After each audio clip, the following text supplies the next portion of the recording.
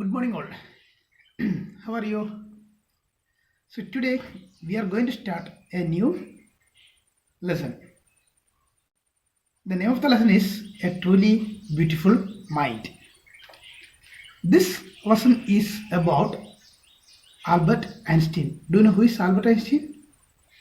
Yeah, we have learned in many classes, we have learned about Albert Einstein. Okay, it's the mastermind. Let's check what is there in the lesson. Ready? So, we can go to the lesson. A truly beautiful mind. This is our fourth chapter. So it is about a genius. Okay. So do you know who is this genius? This is Albert Einstein. He is well known for so many things that we have learned. What is that about the light, the motion of particles, the electrodynamics of moving bodies, everything he has discussed very well. Okay. So what is the name Einstein transformed us into the synonym of the genius. Einstein, the genius. Okay, you have heard about Albert Einstein. So 50 years after his death, Albert Einstein's genius still reigns. So that means still it is there. The genius of Albert Einstein still we can see there. Isn't it? So let's go to the chapter. Albert Einstein was born on 14 March 1879 in the German city of Ulm without any indication that he was destined for greatness. That means there is no evidence that he'll become a great scientist. On the contrary, his mother thought Albert was a freak. Here, freak means that means a person. Not talking much. A person who is unusual and doesn't behave, look or think like others. That is freak. To her, his head seemed much too large. So no one thought he will become a scientist, but everyone thought he's a freak. At the age of 2.5, Einstein still wasn't talking. When he finally did learn to speak, he uttered everything twice. Einstein did not know what to do with the other children, and his playmates called him brother boring. So the youngster played by himself much of the time. So even 2.5 year old also he didn't speak anything. When he learned how to speak, he started speaking everything twice. He doesn't know what to do with the playmates, so he didn't play with anybody. He always played himself. Much of the time he played himself, and his friends called him, his playmates called him brother boring. That means always boring person. That is it. Then he especially loved mechanical toys. Looking at his newborn sister Maja, he is said to have said, "Fine, but where are her wheels?" So he used to play with the mechanical toys, machines. So when he got a little sister, he asked, "It's good, but where is her wheels?" Okay, so small part is given there. Otto Niebuhr, the historian of ancient mathematics, told a story about the boy Einstein that he characterizes as a legend, but that seems fairly authentic. As he was a late talker, his parents were worried. At last, at the supper table one night, he broke his silence to say, "The soup is too hot." Greatly relieved, his parents asked why he had never said a word before. Albert replied, "Because up to now, everything was in order." So he was a late talker. One day at the night time, during the supper time, he talked. What he said, "The soup is too hot." The mother and the parents, they are very relieved, got relief because he talked. Then they asked, he said, "Till now everything was good, everything in order, then why should I talk about that?" Okay, then third stanza. A headmaster once told his father that what Einstein chose as a profession wouldn't matter because he will never make a success at anything. What the headmaster said, whatever he choose, you don't worry about that because he will be failure in that. Then why are you worrying about that? He will never get success in that. Einstein began learning to play the violin at the age of 6 because his mother wanted him to. He later became a gifted amateur violinist. maintaining this skill throughout his life. Amateur means somebody doing for personal enjoyment other than as a professional, not doing a profession as a personal enjoyment. That's amateur. So when mother wanted to, because of his mother only, he learned how to play violin, and that skill he maintained throughout his life. But Albert Einstein was not a bad pupil. Pupil means student. He went to high school in Munich, where Einstein's family had moved when he was 15 months old and scored good marks in almost every subject. Einstein hated the school's regimentation and often clashed with his teachers. Regimentation means that strict discipline, like in what say in army, like that took what's a strict disciplines, and often clashed with teachers. At the age of 15, Einstein felt so stifled. Stifled means unable to breathe, unable to breathe, suffocated. There, that he left the school for good. That is stifled means he is not feeling free in that school. He was what is a show, what is unable to breathe here. Everyone is disciplined, very strict is there. So he didn't like it. The previous year, Albert's parents had moved to Milan and left their son with relatives. After prolonged discussion, Einstein got his wish to continue his education in German speaking Switzerland in a city which was more liberal than Munich. So they moved to where they moved to Milan, and he doesn't want to stay there, so changed the school to Switzerland, German speaking Switzerland. Okay. Einstein was highly gifted in mathematics and interested in physics, and after finishing school, he decided to study at a university in Zurich. But science wasn't the only thing that appealed to the dashing young man with the walrus mustache. So Einstein was very much interested in mathematics. He's a highly gifted in mathematics. He knows everything about the mathematics. But he not only interested in that, he interested in physics. And after the education, he studied in a university in Zurich. So look at two pictures are there. It's younger Albert Einstein, and one is that older Albert Einstein. So look there. He also felt a special interest in a fellow student, Mileva Merrick, whom he found to be a clever creature. This young Serb means Serbian, had come to Switzerland because the university in Zurich was one of the few in Europe where women could get degrees. So she came there because one of the a few universities which women can study there. Einstein saw in her an ally against, ally means a friend or an associate, ally against the Philistines. Okay, meaning is given there. Used to disapproving to talk about people who do not like this literature or must. Okay, meaning is given there. Okay, then those people in his family at the university with whom he was constantly at odds. The couple fell in love.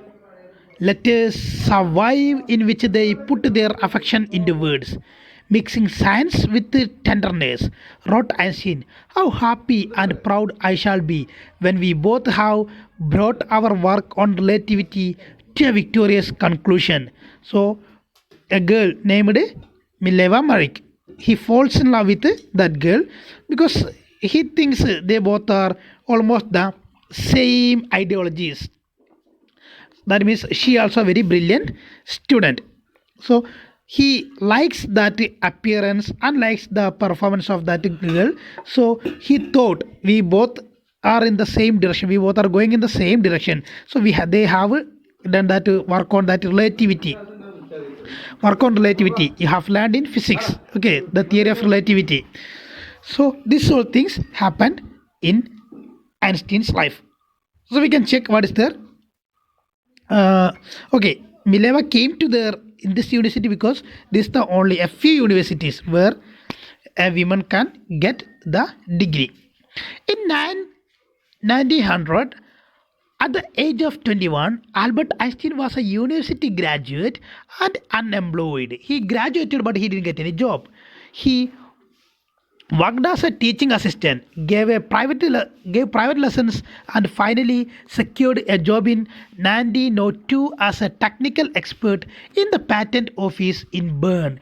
Patent is a document which gives the rights of an invention to an inventor. That is patent.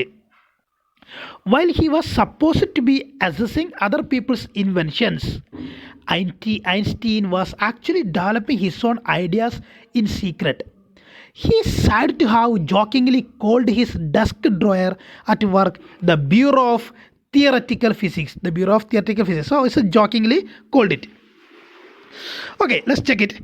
One of the famous papers of 1905 was Einstein's special theory of relativity, according to which time and distance are not absolute. Indeed, two perfectly accurate clocks will not continue to show the same time if they come together again after a journey if one of them has been moving very fast relative to other. From this followed the world's most famous formula which describes the relationship between mass and energy E is equal to mc square. E is equal to mc square. That is relativity theory producer now. That is, he invented that one. On this mathematical equation, E stands for energy, M for mass, and C for the speed of the light in a vacuum. Vacuum means in a space. When you sit with a nice girl for 2 hours, it seems like 2 minutes. When you sit on a hot stove for 2 minutes, it seems like 2 hours. That's relativity. He simplified the relativity by through a simple joke. Okay, so the theory of relativity you might have learned in your physics class, isn't it? Did you learn it? E is equal to mc square. Okay, less there. So okay, 1905 he invented that new theory. What is the theory of the relativity? It's about E is equal to mc square, which made a great impact in physics and mathematics, isn't it? So he showed that he's a good person or he's a genius there. So look at the absolute meaning is there measures in itself, not in relation to anything else. That's absolute. So if he said that even two clocks which moving, okay, which will never show the same time again after a journey if one is moving faster than the other. So that is relativity. If one clock is moving very fast and another one is moving somewhat slow, then it will never show that. Even if it shows the correct time, even if it shows the perfect time, but the moving will be varied. So that is, he explained it as E is equal to mc square. E stands for energy, M for mass, and C for the speed of the light in a vacuum. About how much is there? 30. Okay. How much is there? Can you find it? How much is there? 3 lakh kilometer per second, isn't it? 3 lakh kilometer per second. That is the speed of the light. 3 lakh kilometer per second. So this is the joke was explained there. Then we can go to the next part. Okay, then while Einstein was solving the most difficult problems in physics, his private life was unraveling. Albert had wanted to marry Mileva right after finishing his studies, but his mother was against it. She thought Mileva, who was 3 years older than her son, was too old for him. She was also bothered by Mileva's intelligence. She's a book like you, his mother said. Einstein put the wedding off, and Ravel was starting to fail. So that is, he was solving good problems in physics, but his private life was not that much good, because he wanted to marry Mileva, but his mother said Mileva is 3 years older than him, so it is not good to marry her, and she is also book like you. That means always studying very well. That is that. It's a genius person. That is that. The pair finally married in January 1903 and had two sons. But a few years later, the marriage faltered. Faltered means become weak. Mileva, meanwhile, was losing her intellectual ambition and becoming an unhappy housewife. After years of constant fighting, the couple finally divorced in 1919. Einstein married his cousin Elsa the same year. So they both married Mileva and she married in 1903. But what happened there? There was some unhappiness in the family life, and they divorced. And he married in 1919. He married his cousin also. Einstein's new personal chapter coincided with his rise to world fame in 1915. He had published his general theory of relativity, which provided a new interpretation of gravity. An eclipse of the sun in 1919 brought proof that it was accurate. So, in 1950, he published that paper about the theory of relativity. But in 1919, there was a eclipse. That eclipse proved whatever the things Einstein said in that paper all are correct, all are accurate, all are same, perfect. So he became famed there. Einstein had correctly calculated in advance the extent to which the light from fixed stars would be deflected through the sun's gravitational field. The newspapers proclaimed his work as a scientific revolution. So he already said what will happen in that. Everything, whatever he said, this whole perfectly calculated thing. Einstein received the Nobel Prize for Physics in 1921. He was showered with honors and invitations from all over the world and lauded by the press. So here deflected meaning is given there, change in direction because it hit something. So 1919 there was an eclipse. Before that he already calculated what will happen, how the light will change the movement, everything he calculated and he published it. That thing perfectly happened during that eclipse. So what happened? So the people, the world started to appreciate him. He got a Nobel Prize also. When the Nazis came to power in Germany in 1933, Einstein emigrated to the United States. 5 years later, the discovery of the nuclear fission in Berlin had American physicists in an uproar, in a very upset. Many of them had fled from fascism, just as Einstein had, and now they were afraid the Nazis could build and use an atomic bomb. So when the Nazis came in strength, in power, came to power, like Einstein, many scientists run away from there to United States. But Nazis, they have invented a nuclear fission. So that made these members upset, very upset, because they thought they may use an atomic bomb. The Nazis may use an atomic bomb over the world. So that made all the American scientists and everyone, they made it some upset in their mind.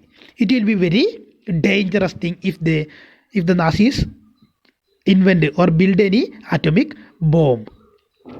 At the urging of a colleague, Einstein wrote a letter to the American President Franklin D. Roosevelt on 2nd August 1939, in which he warned a single bomb of this type, that is atomic bomb, exploded in a port might very well destroy the whole part together with some of the surrounding territory. So he said, if a single bomb explode in a port, the surrounding part also will be destroyed together. His words did not fail to have an effect. The Americans developed the atomic bomb in a secret project in their own and dropped it on the Japanese cities of Hiroshima and Nagasaki in August 1945. So we have learned about that. So he warned the American president Franklin D. Roosevelt that if a single bomb explodes in port, it will destroy all around its surroundings. So he wanted, because of that, Americans developed an atomic bomb in secret project, and they drop it in Hiroshima also. Einstein was deeply shaken by the extent of the destruction. This time he wrote a public missive, that means missive is a letter, especially unofficial, okay, missive to the United Nations. Public missive to the United Nations. In it, he proposed the formation of a world government. Unlike the letter to Roosevelt, this one made no impact. So he wrote another letter also about a world government. That means to create peace among everywhere, but that has no impact. But over the next decade, Einstein got ever more involved in politics, agitating for an end to the arms buildup and using his popularity to campaign for peace and democracy. So next decade, next 10 years, he started involved in politics. That is, he wanted to get peace. He wanted to create peace and democracy among the world. He doesn't like the war and other things. So he did these all things. When Einstein died in 1955 at the age of 76, he was celebrated as a visionary and world citizen as much as a scientific genius. So, so here at the age of 76, at 1955, he died. So visionary meaning is there, a person who can think about the future in an original and intelligent way. That is visionary. That is, somebody can look into the future and say something. Okay, so this is all the chapter. If you have any doubts, you must have asked me in WhatsApp group.